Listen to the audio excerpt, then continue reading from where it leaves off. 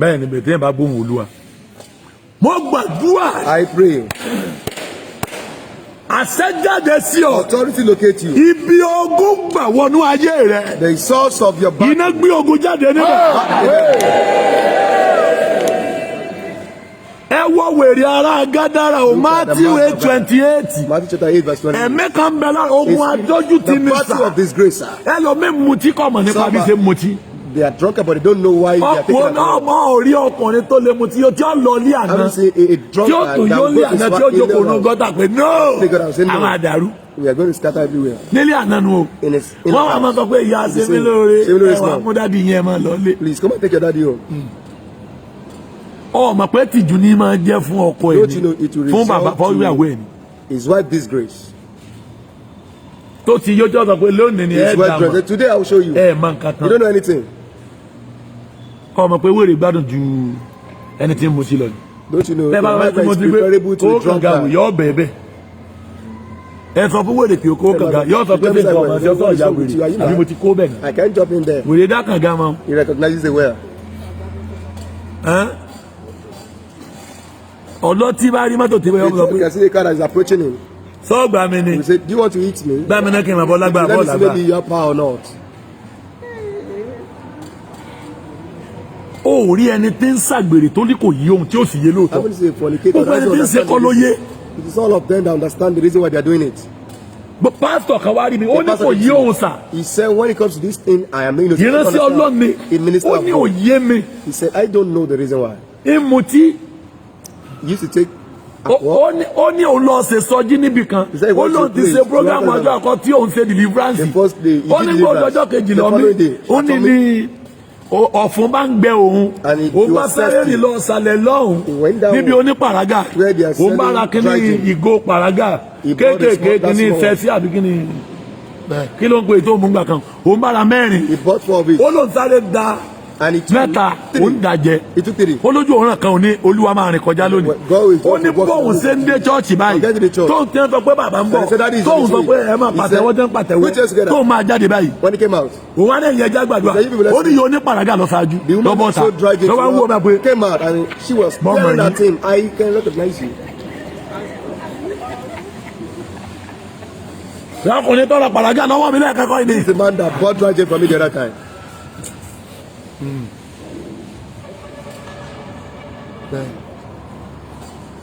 Ẹnìkan sàmì sẹ. Somebody you say amen. Ogun adójútì ni. The battle of disgrace. Ó jáde lára rẹ̀. Ọba kò ń bẹ. Ó ní dájú ó ní ẹgbà mi o. Come to my aid. Ó ní ẹgbà mi o. Come to my rescue. Mo ní ẹpẹ̀lẹ́. I said well done. Mo ní ọba gbàdúrà fún ẹ jẹ́ fún yín nọ́mbà. Let me give you my number. Ọba kọ́nà kí n jó mọ́. He said let me bring out my writing material. Àjọyọ̀. When he brought it out. Pẹlẹbẹ oníláìlọ́nù tó mú jáde. Ó ní ẹ̀tún láyé olóhùn mọ̀ pẹ̀lẹ́ ètò ìgbàlá kù. I don't know this one is. Oníṣẹ́ ń dìrín ni. I said so everywhere you go you always go with his hand. Bàbá tí bàbá Michael. Ọjọ́ tí ìyàwó rẹ̀ sọ pé mo mú ọ̀hún mu tí. I caught you that you are taking a call. He said daddy. Ìyàwó mi ń parọ́ mọ́ mi. My wife is lying against me. Ọmọ pèmí lọ́lọ́tí. Ọlọ́run lè jẹ́ ìrírú ẹ̀ láyé. Ẹ̀jẹ̀ Jésù kọ̀kọ́ bá mi. Mo ní wo ni ẹ. Ó ní dájú ó ní mi mo ti ó lówó òsì lọ́ọ̀nì ẹni bá lówó lọ́ọ̀nì. Ọba fẹ́ tó àpòpọ̀ òun lówó lọ́ba kó kíní pẹlẹbẹ méjì jáde. Mo lé wo lélẹ̀ ó ní mo gbàgbé ẹ̀fí àpòsùn ni. I forgot it in my pocket when I was about to go to bed. Ẹ̀sà ogun adójútì ni sà. The battle of disgrace, sir. Àwa ní ọmọbìnrin kan. We have a lady. Wọ́n fẹ́ lọ ilé ọkọ. Kò lọ mú kí láàṣẹ fún lọ́jọ́ ògbéyàwó. Ẹnìkan sàmẹ́sẹ̀. Somebody is saying amen. Gbogbo ogun adójútì ni. Every battle of disgrace. Ọba iná jáde lára. Amen. Ogun adójútì ni. The battle of disgrace. Ogun adójútì. The battle of disgrace. Wèrè ara Gádàrà. The madman of Gadara. A bọ̀rà sí o. He used to naked himself. A lọ sí bojì. And go to the tomb. A jókòó ní bojì. He will take his seat there. Látàárọ̀ dalẹ́. From morning to night. Ọba tó dalẹ́. In the evening. Yóò la odidi ìlú kọjá. Yóò wá wọlé wá. Go to his house. So ogun yẹn ló wá fún lórúkọ. And it was that battle that gave him a name. Wọ́n wá pè ní orúkọ rẹ̀ mọ́. He stopped calling his name. Bóyá. Maybe. Alégóngó ní jẹ́ tẹ́lẹ̀. Maybe initially he used to be Wọ́n yọ kúrò lálégóngó. Wọ́n wá ń pè ní wèrè. Ara Gádàrà. Yóò pàdé ọkùnrin wèrè ara Gádàrà. Did you see that madman of Gadara? I saw him. Something is wrong with him. Torí ogun adójútì ní bàjá. Because he's battling with a battle of Ogun this tí ó bá ti dogun adójútì ní láyé fi búyàn. It is battle of bigger people. Tó bá ti gbé ọmọ ẹni tó bímọ dání ọmọ ọ̀dọ́ pé. You carry the baby. Ọjọ́ lọ gbọmọ rẹ kú lọ. You better collect your baby from her. Ọ̀nà máa pọ̀ ń wọ́ ma. Because you are looking for the fruit of the womb. Ohun tó o bá sì ní ayé ò lè fi bú ọ. They cannot use it to mock you. Bí dáàdì bò ní. Daddy, how are you? Ẹ̀jọ̀ sọ̀rọ̀ kan ni o. I want to tell you something. Ẹni ọlọ́kọ ọmọ òpin ségèdè kan fẹ́ gbọ́kọ. Somebody I will think maybe she wants to snatch her Tó rọ́mọ̀ pé husband. nǹkan kan tí ń wá ní Because ayé she knows rẹ̀ that kò is tí ì what máa she rí. lacked, that she's yet to Ẹ̀jẹ̀ get ká married. sàmì mẹ́ta. Somebody say 3 amen. Gbogbo ẹ̀mí adójútì Every ní spirit of disgrace lára rẹ̀. in your body. Bó o bá sàmì, You're able to say amen. ó bá iná jáde náà. Amen. Jesus. Adójútì ní. Disgrace.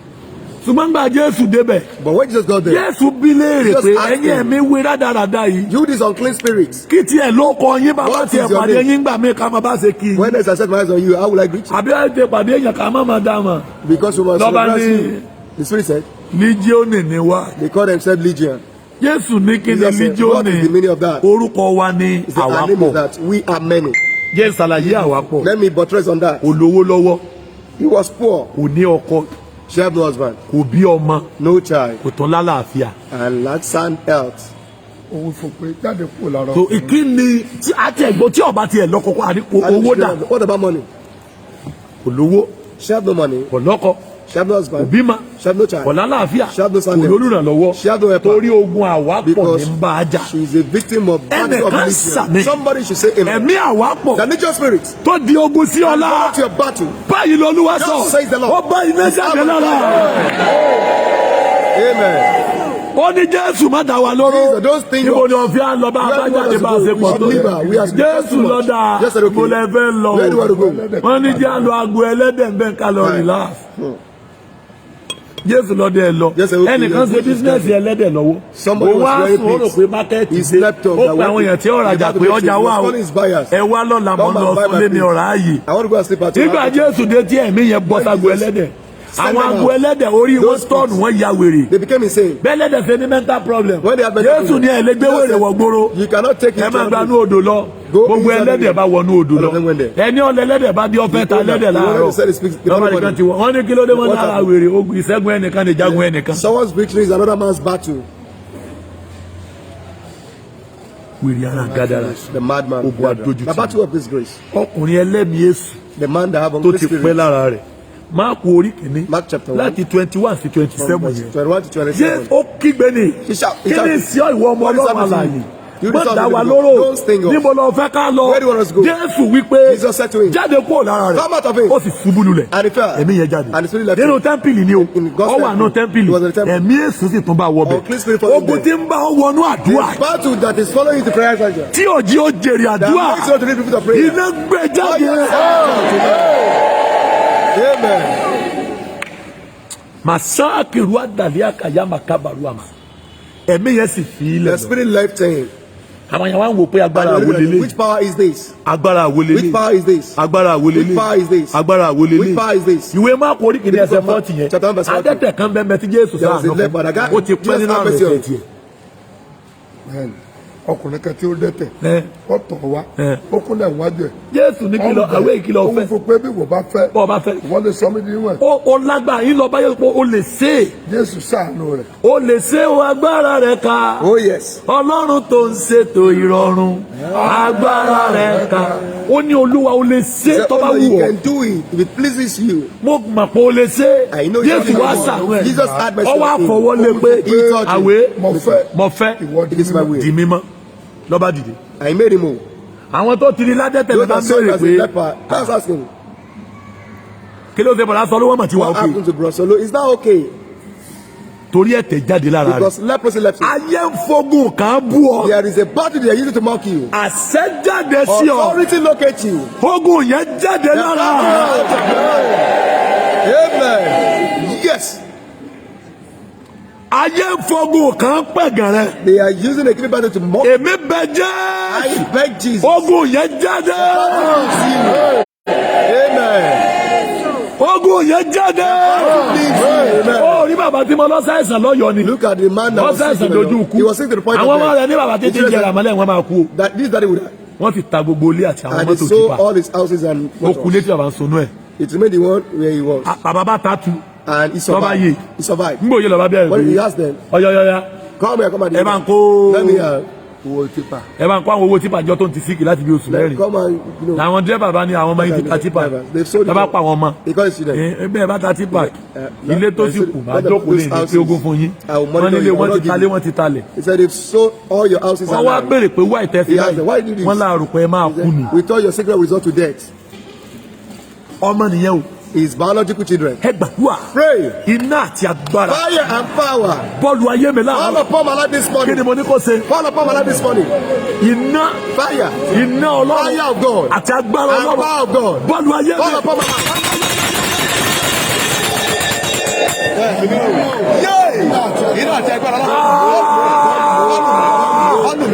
Oya, wọnúmi, wọnúmi, wọnúmi, wọnúmi, wọnúmi, oya, iná, agbára, oya o, wọnúmi, wọnúmi, wọnúmi, wọnúmi, wọnúmi, wọnúmi, wọnúmi, wọnúmi, wọnúmi, wọnúmi, wọnúmi, wọnúmi, wọnúmi, wọnúmi, wọnúmi, oya, oya, oya, oya, oya, oya, oya, oya, wọnúmi, lá, wọnúmi, láàárọ̀, wọnúmi, iná, agbára, wọnúmi, iná, agbára, wọnúmi, iná, agbára, wọnúmi, iná, agbára, wọnúmi, iná, agbára, wọnúmi.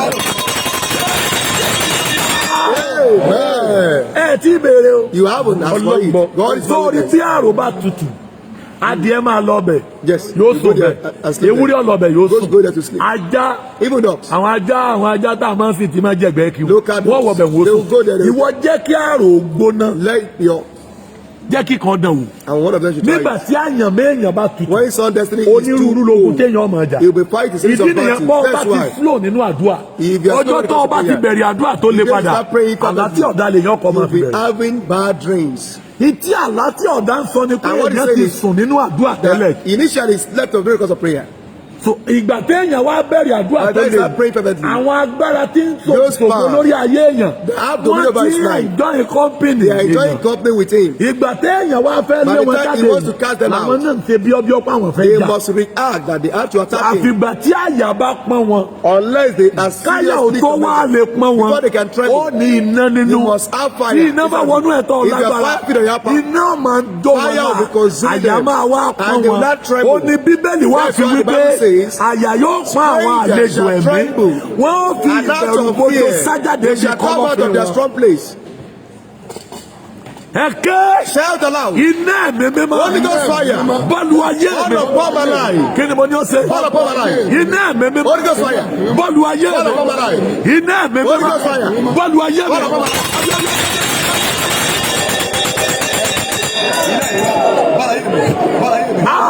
Oya, bọ́ọ̀lù, oya, bọ́ọ̀lù, oya, bọ́ọ̀lù, oya, oya, oya, oya, oya, iná, agbára, oya, agbára, agbára, agbára, agbára, agbára, agbára, agbára, agbára, agbára, agbára, agbára, oya, wọnú, iná, agbára, oya, wọnú, iná, agbára, oya, wọnú, iná, agbára, oya, wọnú, iná, agbára, oya, wọnú, iná, agbára, oya, wọnú, iná, agbára, oya, wọnú, iná, agbára, oya, wọnú, iná, agbára, oya, wọnú, iná, agbára, oya, wọnú, iná, agbára, oya, wọnú, oya, wọnú, iná, agbára, oya, wọnú, iná, agbára, oya, wọnú, iná, agbára, oya, oya, oya, wọnú mi, oya, wọnú mi, oya, wọnú mi, oya, wọnú mi, oya, wọnú mi, oya, wọnú mi, oya, wọnú mi, iná wọnú, iná Olúwa wọnú mi, iná Olúwa wọnú mi, iná Olúwa wọnú mi, iná Olúwa wọnú mi, Jésù Olúwa. Àní ẹ béèrè fún iná Ọlọ́run. Ask for God's fire. ẹlẹ́dàá. Mo sọ bí ẹ ti rẹ́ sí gidi wá bá mi I told you how lọ́yàn. they sent and everything to me when I was in Oyo. Ọ̀yàn. Oyo. Mo lọ sinmi ni pé mo I parí went there to 72 rest. hours kí n After lọ 72 hours sinmi. program, I wanted to go and rest. Pásítọ̀ tó yọ ọkùn dà. Where is the pastor with pot Wọ́n ti belly? jáde. Àwọn náà tẹ̀lé mi lọ bàbá wa ní Olúwa yẹn náà Our tẹ̀lé mi. Father in the Lord, Abba Father. Bàtà dé ọ̀yàn. When we got there, Wọ́n ní kí n sun yàrá, mo ní mi ò sun I was yàrá. given a room to sleep. I said no. Pásítọ̀ tí mo lọ kí nígbà tá lè dùn sí yàrá, àwọn wá sun yàrá. Wọ́n wá gbé mátíráàsì kan fún mi fìtì rú. He gave me a Àwọn mattress sùn báyìí. Pásítọ̀ The pastor. Ọ̀yọ́kùn àwọn náà sùn báyìí. My father. Èmi sùn báyìí. Ṣùgbọ́n oorun ò lè kùn mí mọ́ ní 12. But by 12 I must wake Mo up. bá lajú. I open my eyes. Nígbà tó bí 1. When it was Mo bá 1, rí kíní tí ń wọlé bọ̀. I saw something coming in, very short. Ní bá ń bọ̀. It was Mo ní coming. kò jẹ́ James. I said, it can't be. Sádà kan wá na pásítọ̀ tí mo wá bá He àti wants to kọ́ be the wá lọ pastor. lù. Give him some beating.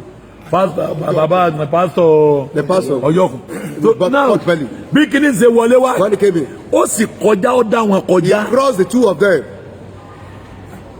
Ó dá pásítọ̀ àkọ́kọ́ He kọjá. crossed the first pastor. Mo ní ọ̀jẹ̀ James. I said, it can't be me. Kò lè wá bá mi ní bọ́mọ̀ pé níyà. But he knows I have no mother.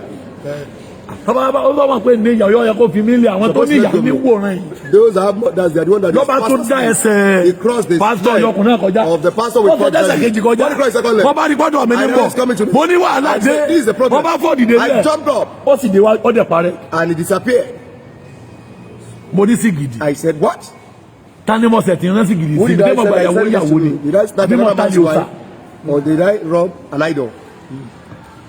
Nígbà tí mo wá láàárọ̀ ọjọ́ kejì. The following morning, Wọ́n ní sùn. I was Kí so èsì mi mo lọ́jọ́ sleepy. mẹ́ta mo fẹ́ lọ. I Mo ní mo said, sinmi I said, mọ́. no. Wọ́n ní kí ló dé, mo ní He mo said, lọlé. I said, I'm Wọ́n ní going. wáyé, mo ní mo fẹ́ rí di that sìgìdì tó wáyé. I want to Mo know wá the gbé source of this. alátọ̀yàn láago I left méjìlá. on when it was 7 Mo wá sáwálé. I came Bá down. máa délé. When I got to Lẹ́yìn chọ́ọ̀chì, behind the church, ìyáálé tíyàwó sì kú. my father.